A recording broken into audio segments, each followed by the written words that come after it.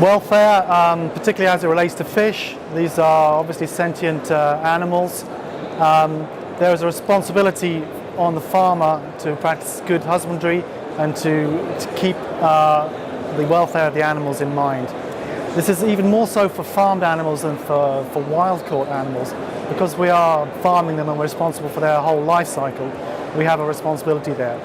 And our set of standards are designed to define responsible practices in terms of food safety, social accountability, environmental impacts, and animal welfare. So those are our 4 pillars.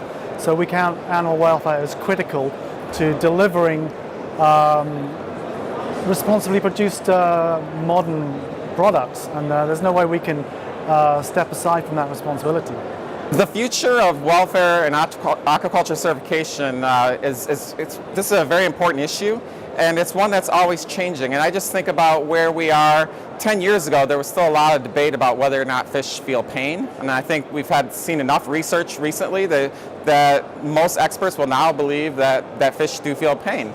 And as a standards organization, we are always looking at our standards and evaluating them and seeing where they need improvement. So where fish welfare is going to go in the future is we're going to learn more about how these animals function and how they interact with each other and how they interact with the farmers and then the people who ultimately are taking them to humane slaughter. And as the science advances in these areas, we're going to be always evaluating this for our standards and making sure that that the farms and processing plants that are in our program are meeting the top level of where the science says we need to be.